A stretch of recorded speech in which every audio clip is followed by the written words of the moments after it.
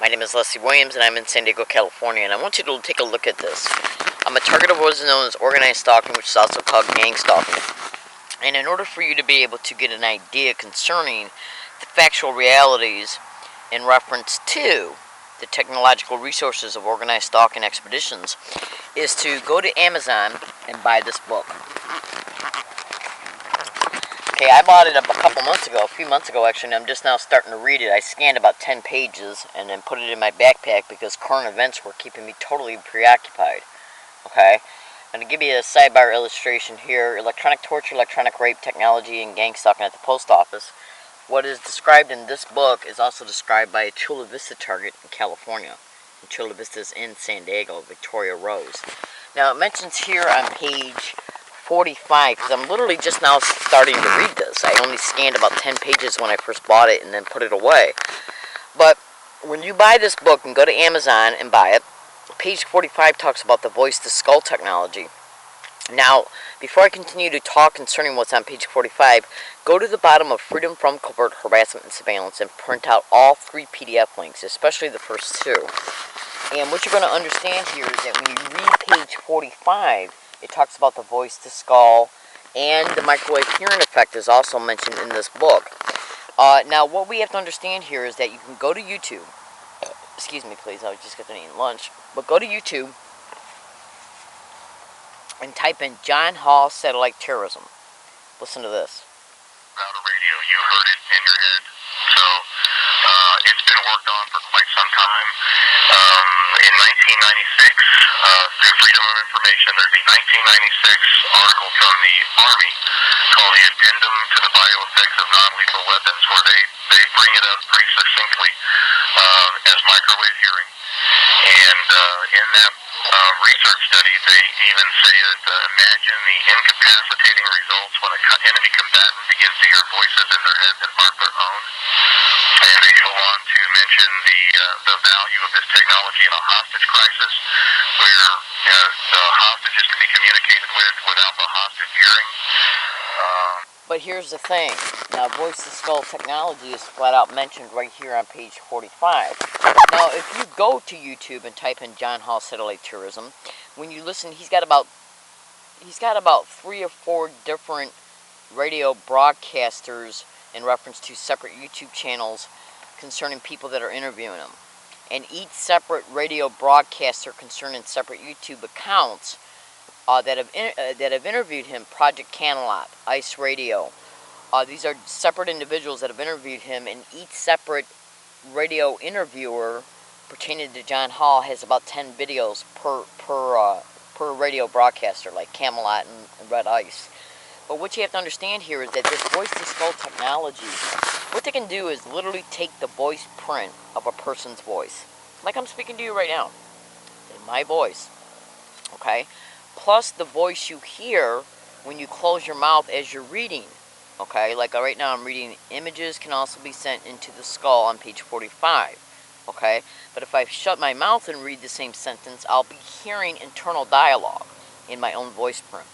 They can capture a target or anybody's, including a lawyer's, voice print in real time. Like say if a target who has undisputable proof this crime's happening to them, they then go to a public library or university library and they look up a lawyer's address. Cyber surveillance is a direct method of gang stalking, okay? Then through the surveillance, continued surveillance and tracking of a target, they'll see that they're actually going to the address that they found on the internet that they cyber surveilled, okay? Or that they're preparing to go there by actually copying and pasting multiple lawyers' addresses. So what they'll do is keep a close eye on the target. And they'll think to themselves, they know that the target's got evidence because they were involved in the crime that's connected to the evidence. So what they'll do is monitor that target carefully. And that includes the remote neural monitoring, which can literally monitor you neurally from a remote distance. So if a target thinks to themselves, tomorrow or in 2 days I'm going to go to this specific lawyer as a result of the target looking at the printout of the addresses, they deduce that as a result of the target being monitored neurally. And John Hall flat out talks about remote neural monitoring, and it's directly mentioned, let me see here, it's directly mentioned Victoria Rose is a Chula Vista, San Diego target, her documentation, Victoria Rose, is online. She talks about electronic rape and electronic torture, just like the cover of this book, by a separate individual. Electronic torture, electronic rape. Electronic torture and electronic rape has to do with the phantom touch. She flat out mentions, Victoria Rose does, in the voice-to-skull technology and remote neural monitoring right there. This is her PDF link. A fellow California target, Victoria Rose. So if they can monitor a target neurally, and they're monitoring their cyber activity, target looks up on the internet what lawyer they're going to go see. They then take that printout of the address of the lawyer, they take it home with them. Then they start contemplating which lawyer they're going to go see first, because they copied and pasted multiple lawyers' addresses on the computer that they were cyber surveilling. Target goes home, they think to themselves, okay, I'm going to pick out 3 lawyers to go to on Monday, another 3 from my list on Tuesday. As a result of the target being remotely neurally monitored and cyber surveilled, they know it. So what they can do is literally walk 3 steps ahead of the target and go to the place where this law firm is at, and either take a copy of the subvocal and vocal speech of the receptionist or the lawyer or any associate and incorporate it within the technology of remote neural monitoring, and then use that technology to place false thoughts in the lawyer's voice print or the receptionist's voice print concerning how they want the lawyer to deal with the target. In other words, if a target goes to a law firm that they have seen that the target is looking up to go to, they got the capacity to take that lawyer's voice print, that lawyer's receptionist voice print, okay, or any associate that's associated to the firm, their voice print, as a result of the monitoring, because a lot of this stuff can be done from a distance. It's remote technology that can literally beam through walls, okay? Hang on a second. Now, as a result of their voice print being monitored and then put in remote neural monitoring, they can literally transmit psychological direction into that lawyer's head, into their receptionist's head, into any law firm associate's head, in their own voice print, to influence those lawyers not to take the case or to botch it. Yes. Yes.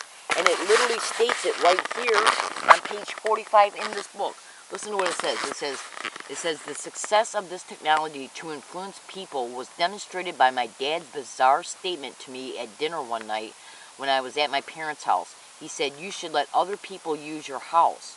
I knew right then that something was wrong. In his own mind, in his own mind, without the influence of planted ideas and beliefs, my dad would have said, never give a key to your house to anybody. You'd be asking for trouble. If they bring drugs or something in there, you could lose your home. I was raised to never let anyone use my car or my home. I witnessed several members of my family behave out of character on many occasions, and I knew it was the result of this suggestive technology. Now listen to this. Or the hostage taker being communicated with without the hostage's hearing. As a matter of fact, I remember here in Texas several years back, we had the wake of the Branch Davidian thing. Right. In Newsweek, they had ran an article where the FBI had contracted the work of Igor Smirnov from Russia, who worked in this technology, and were actually going to try using the voice of God in David Koresh's head to try to make him give up.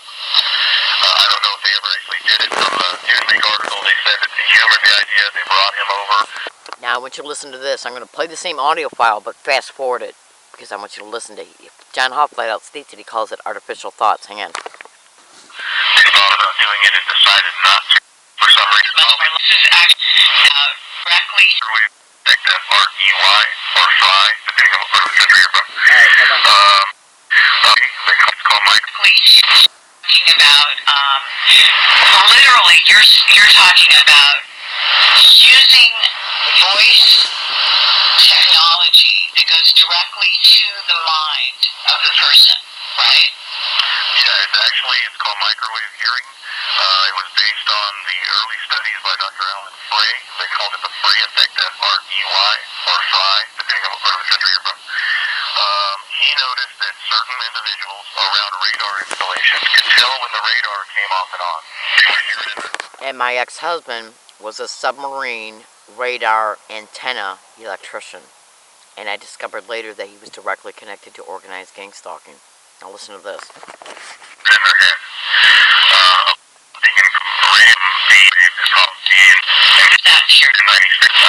That's exactly the technology they used to get Saddam Hussein army. Basically someone well, this also lends itself to another sort of side of things, at least from my point of view, which is channeling. Okay, What's going on with this technology? Very spiritual woman. Thought that possibly she had been contacting attack firms and we had a break-in around and got away. Big story with this woman that you were engaged to. Now I want you to look in the description of this YouTube video, because his situation, John Hall was literally involved in a situation where his girlfriend or fiance, okay, was covered on the news. John Hall is all over the internet in reference to remote neural monitoring and gang stalking. Okay, now look in the description of this YouTube video, because I went and looked at that news broadcast, which was broadcasted on I think it was February 10th or February 17th, 2010. Make sure, please, that you look in the description of this YouTube video, because the transcript from that radio broadcast, where they covered two separate individuals, I have proof that what they described in that transcript is directly connected to emails concerning things that happened to me that were directly described in the news broadcast, happening to the two targets that were covered in the news broadcast. Now listen to this. Why do you think they targeted her in particular? Any idea? It was strictly sexual assault based. She was a mortgage broker. She happened to work in an office for Wells Fargo doing mortgaging, and one of the PIs actually worked there as well. And one of the PIs and another physician in San Antonio had become attracted to her. And what better way to sexually assault someone than basically control them into drinking or eating wherever you put the rohypnol? Because that's the other scary thing, is technology. If you're bombarded with it and they're using a voice other than your phone and they're putting voices in your head, well, that's audible harassment. You know what you're hearing. If they put it in your mind in your tone of voice, like the little voice you hear in your head as you read, then a lot of people, a great subset of people, will respond to that as their own thought. And this is the section where they behave. Well, make sure that you look at both of the PDF links at the bottom of Freedom from Covert Harassment and Surveillance. Let me tell you something right now. When you have a target who has undisputable evidence that they have been tortured, sexually exploited, where public libraries and public library employees played a role in making sure that your emails for help became intercepted or were used as a steering mechanism for the corrupted police officers that were attached to the gang stalking, yeah, the cyber surveillance, intercepting your emails, and erasing and deleting emails that prove you're being gang stalked, and then separate emails that literally showed you talking about you're experiencing the organized gang stalking by library staff. If you have over time accumulated undisputable evidence that you're a target of this crime, and they know it, let me tell you what they'll do. Well, let me ask you a question. Would they plant an idea into the lawyer's mind, okay, to influence their decisions? Or would they do the same thing to the target? Yeah, to get the target to walk away from continuing the legal avenues that they're trying to take to prosecute these individuals. Would they do that? It's called twin door mind control. Yeah, would they perpetrate the crime against you?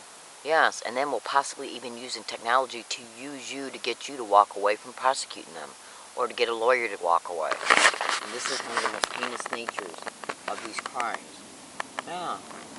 You just heard of John Hall stating that what they did was they took a voice print of his fiance's voice and then used voice-to-skull technology and voice transmissions to place a psychological direction idea in her head to get her to go to a place where her drink was drugged and she was raped as a result.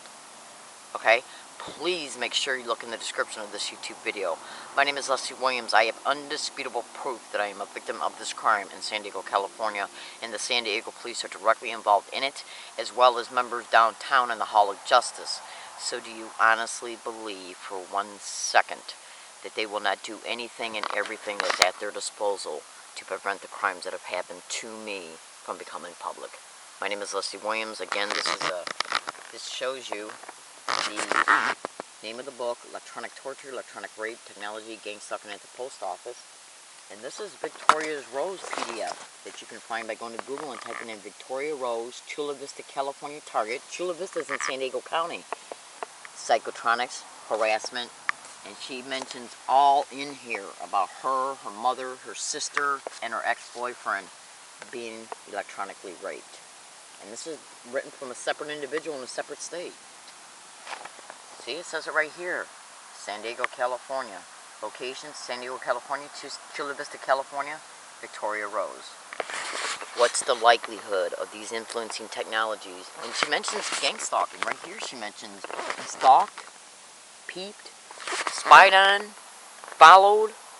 Sheriff's department's mentioned in it and everything. So what are we going to do? What can targets do when the perpetrators that perpetrate these crimes will use the very system to not only perpetrate them, but to isolate the target into community group homes, institutions, you name it, just to make money off the effects of the torture and to protect themselves in reference to legal culpability concerning these crimes? Please look in the description of this YouTube video. Thank you.